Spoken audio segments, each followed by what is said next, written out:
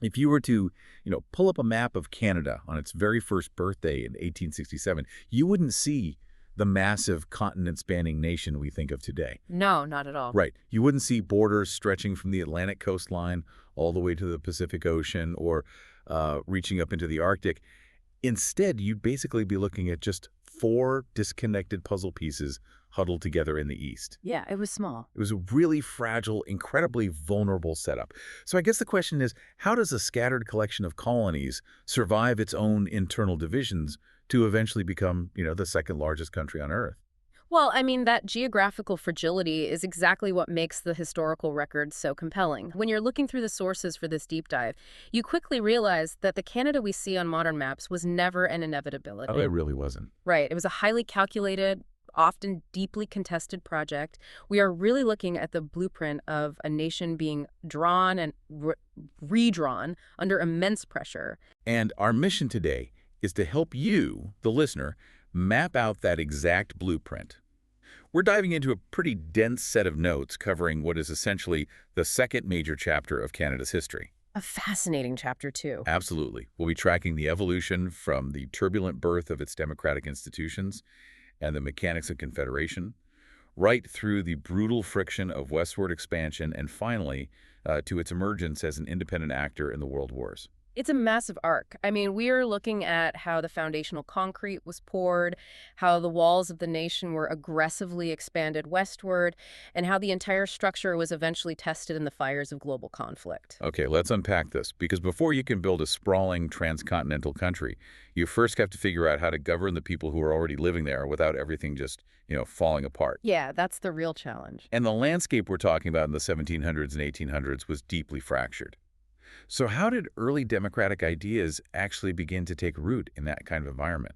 Well, the sources show us a rollout of representative assemblies that was very gradual. It was almost piecemeal rather than some sudden, sweeping democratic revolution. Right. It started in small pockets. The very first representative assembly popped up in Halifax, Nova Scotia, way back in 1758. Oh, wow. That early. Yeah, exactly. Then you see Prince Edward Island following suit in 1773 and New Brunswick getting one in 1785. Okay, so you have these early seeds of democracy emerging out east, but the real administrative headache for the British Empire seems to hit in 1791. Oh, absolutely. The Constitutional Act of 1791 is passed, and it takes the massive province of Quebec and essentially slices it into 2 distinct sections, Upper Canada and Lower Canada. Yes. And looking at the demographics the sources provide, Upper Canada, which eventually becomes Ontario, was predominantly made up of Loyalists, so Protestant, English-speaking settlers. Meanwhile, Lower Canada, which becomes modern-day Quebec, was heavily Catholic and French-speaking with, entirely different legal and cultural traditions. Yeah, and the 1791 Act gave both of these newly created Canadas their own legislative assemblies elected by the people. The British administrators thought that by separating these 2 distinct populations, like giving them their own local platforms, they could mitigate the constant cultural and political friction. Taking a step back, the mechanics of that 1791 split sound exactly like a classic bad roommate situation. That's a good way to put it. You know the scenario. You're sharing a cramped dorm room. The tension is unbearable, so you literally take a roll of masking tape, draw a harsh line right down the middle of the floor, and say, you stay on your side with your rules, and I'll stay on my side with mine. Right. It just feels like drawing that geographical line was a panicked, temporary fix to keep the peace, because splitting them up didn't actually solve the fundamental problem of how to run the broader household, did it? Eventually, someone has to pay the hydro bill. So how do you transition from resentful roommates separated by tape to actually sharing a functional united government? Well, that dorm room visual is a perfect way to conceptualize the deadlock, because the geographical division absolutely was a temporary patch, not a sustainable strategy for long-term governance. Yeah. To make the larger colonial household function, they needed a completely new system of accountability. And that brings us to the pivotal push for responsible government in the 1800s. Right. What's fascinating here is that true democratic power wasn't just graciously handed over by the British Crown. It had to be engineered by local leaders who recognized that the existing power structure needed to be fundamentally flipped. So break down the mechanics of that flip for us. Right. Because the sources emphasize that the 1840 union of Upper and Lower Canada into the single province of Canada was the real turning point. Yeah, the 1840 Union was the moment they ripped the tape off the floor. Yeah. They forced Upper and Lower Canada back into a single political entity. Following that forced union, two visionary leaders, Sir Louis Hippolyte Lafontaine and Robert Baldwin, realized that simply sitting in the same legislative room just wasn't enough. They worked relentlessly to establish responsible government. What did that look like in practice? Well, before this, you could have an elected assembly, sure, but the British-appointed governor held all the real executive power. The governor could demand taxes, but spend the money however he wanted, completely ignoring the wishes of the elected representatives. So the assembly was essentially just an advisory board that the governor could dismiss whenever they became inconvenient. Precisely the problem. So Baldwin and LaFontaine's core idea was revolutionary for the colonial system.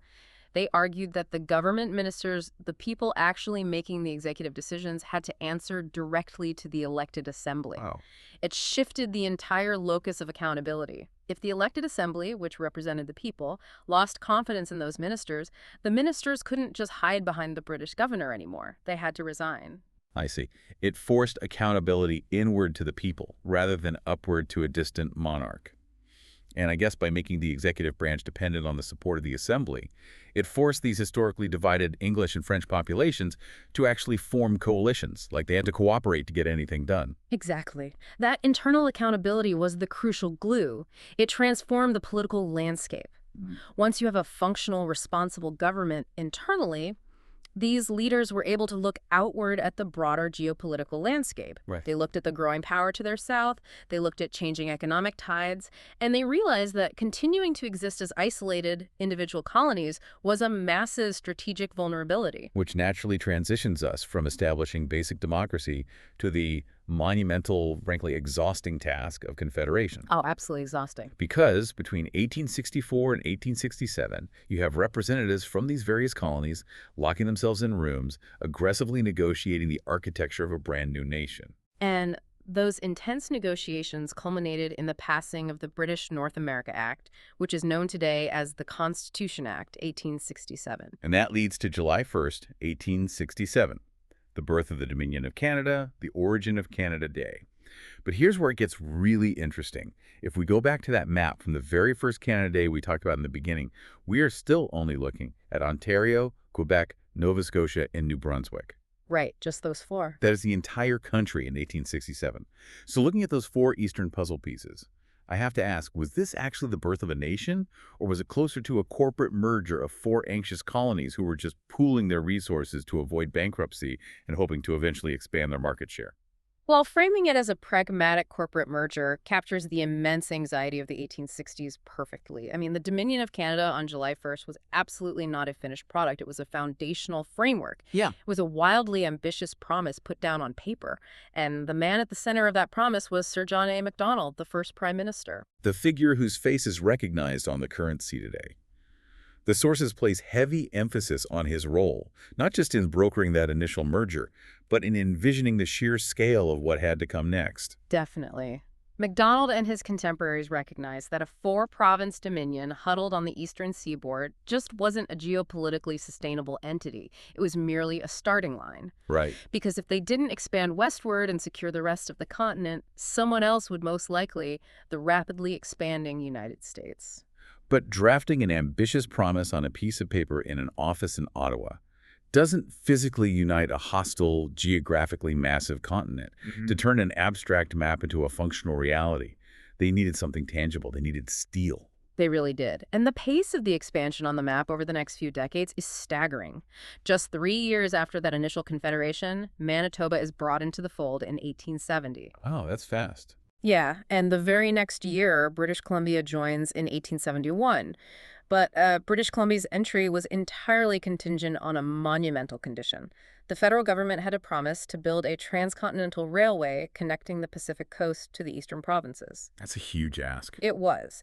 Following that, Prince Edward Island joins in 1873, Alberta and Saskatchewan are carved out as provinces in 1905, and Newfoundland and Labrador ultimately round out the modern map much later in 1949. I really want to zoom in on that condition from British Columbia, which sparked the creation of the Canadian Pacific Railway.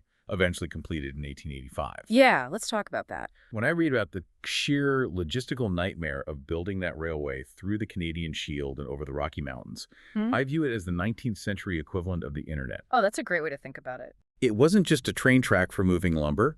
It was a high-speed physical network that brought the telegraph wires with it. It standardized time zones. It meant that an administrative order or a commercial thought in Ottawa could reach Vancouver in minutes rather than months. It was the physical hardware that made the software of Canada actually run. The internet analogy is incredibly apt. The railway was the physical manifestation of political survival. The sources make it explicitly clear that without that iron ribbon tying the coasts together, maintaining sovereignty over a territory of that magnitude was fundamentally impossible. Yeah. It stands as a vital triumph of engineering and a symbol of national unity. However, if we connect this to the bigger picture of expansion, we have to look at the immediate human cost. Right. Because the Western map wasn't just an empty grid waiting to be filled in. No, it absolutely wasn't. Right. The expansion of the railway meant the aggressive expansion of federal control, which brings us to a critical, deeply complex part of the source material. And that is the collision between Ottawa and the Métis people already living in the West. Exactly. As the government pushed its physical network westward, surveying land and asserting jurisdiction, it severely threatened the established lives, lands, and culture of the Métis. Yeah. The sources specifically focus on Louis Riel, who emerged as the central figure defending the rights of the Métis people against this rapid federal encroachment. And looking at the notes, it's vital to convey how Riel's legacy is documented here. The historical framing is incredibly layered. We want to be clear that our sources document two distinct perspectives without taking sides. Right. On one hand, the texts show us that Riel led resistance movements against the expanding Canadian government and was ultimately executed by the state in 1885. And through that lens, he is documented by some as a highly controversial figure who led an armed rebellion against a sovereign government. Yes. But through another lens, in the exact same sources, he is deeply celebrated as a passionate, heroic defender of his people, fighting for inherent rights that were being completely ignored. Exploring the history of this expansion means recognizing that both of these perspectives fundamentally shape the narrative of the West. It creates a profound historical juxtaposition that we cannot ignore. I mean, think about the year 1885. In that exact same year, you have the driving of the last spike of the Canadian Pacific Railway. Right, the ultimate symbol of technological triumph. Exactly, and political unity. And simultaneously, in 1885, you have the execution of Louis Riel. That single year encapsulates both the astonishing achievement of nation building and the deep societal fractures, displacement, and severe human toll required to enforce that expansion. 1885 really is the hinge point where the physical reality of the country is locked in, for better and for worse. The map is finally filled out from east to west, but solving the internal geographical problem just reveals a new diplomatic one. Well, Canada is now a massive, physically unified landmass, but diplomatically, it is still operating entirely in the shadow of the British Empire. Right. They had achieved internal responsibility, but their international identity simply didn't exist independent of Britain. When London spoke to the world, it spoke for Canada. Which pulls us into the 20th century, where Canada is forced to step onto the world stage and carve out its own distinct identity. And the tragic reality of this chapter is that this newfound maturity isn't negotiated in a boardroom. It is forged in the fires of global war. It really is. The transformation over this period is radical. When the First World War breaks out in 1914, Canada goes to war automatically. Right, they didn't have a choice. No, because they are legally part of the British Empire. A declaration of war by Britain instantly commits Canada. Over 600,000 Canadians served in that conflict. That's a massive number. But the historical texts focus less on the pure numbers and more on the specific crucibles that began to forge a distinct national consciousness. And the battle that really dominates the source material here is Vimy Ridge in 1917. Yeah, at Vimy Ridge, we see a massive strategic shift. For the first time, the Canadian Corps fought together as a unified national entity rather than being scattered among British units. Oh, interesting. They were tasked with capturing a highly strategic, heavily fortified escarpment that previous Allied offensives had completely failed to take. And they succeeded. Wow. The sources overwhelmingly point to Vimy Ridge as an unparalleled moment of national pride. It was a moment where forces from across this incredibly vast, diverse country fought side by side under a shared identity. Yet the sources are also careful to balance that narrative of triumph with the brutal reality of the aftermath. They are. By the time the armistice is signed in 1918, you have military nurses and soldiers returning home, carrying immense trauma, deep physical wounds, and facing catastrophic loss. The country was profoundly scarred. The shared sacrifice brought the young nation together, but man, the cost was staggering. That unprecedented level of shared sacrifice at Vimy, and really throughout the entirety of the First World War, fundamentally altered the psychological landscape. Canadians viewed themselves differently, and the international community could no longer view Canada as just a subordinate colonial outpost. Right. That psychological shift paved the way for the next massive legal milestone, which was the Statute of Westminster in 1931. Let's break down the mechanics of the Statute of Westminster, because it sounds like a dry piece of legislation, but it's actually the moment the umbilical cord is cut. It really is. It was the formal legal recognition of Canada's maturity. The Statute of Westminster confirmed Canada's legislative autonomy within the British Empire. Okay, what did that mean practically speaking? Practically, it meant the British Parliament could no longer pass laws applying to Canada without Canada's explicit request and consent. It granted Canada the legal independence to control its own domestic and foreign affairs. And that newfound legal independence is put to the ultimate horrifying test just a few years later. Yes. When the Second World War erupts in 1939, the geopolitical mechanics are vastly different than they were in 1914. Because of that autonomy, Canada is not automatically dragged into the conflict by Britain. Right. Instead, the Canadian Parliament takes the time to debate the issue. Canada makes the deliberate, independent choice to declare war on Germany separately. That distinction, the active choice to participate rather than being commanded to, is a massive leap.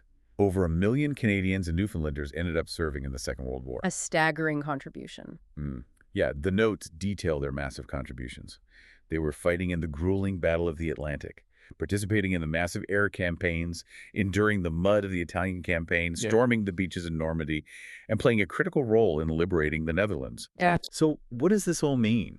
When we look back over this entire timeline, it sounds like Canada essentially had to prove its maturity, capability, and unity in the horrific trenches of Europe before it could fully step into its role as an independent adult on the world stage.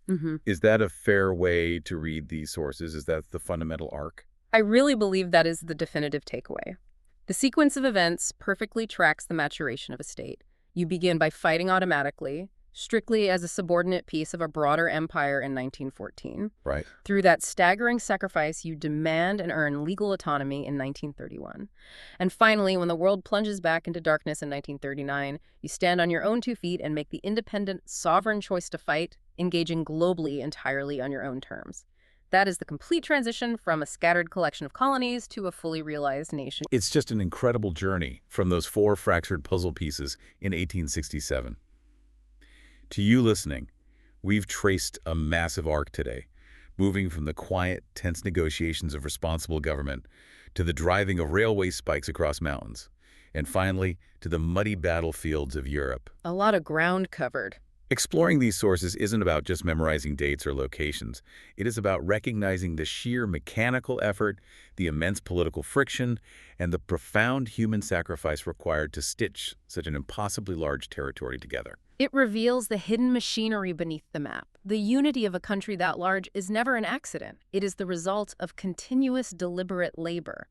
And this raises an important question to consider as you reflect on these notes. What's that? Well, if we look back and see that it took the engineering miracle of a transcontinental railway and the shared trauma of 2 devastating world wars to forge Canada's unity and identity in the 19th and 20th centuries, what binds a geographically massive, highly diverse nation together today?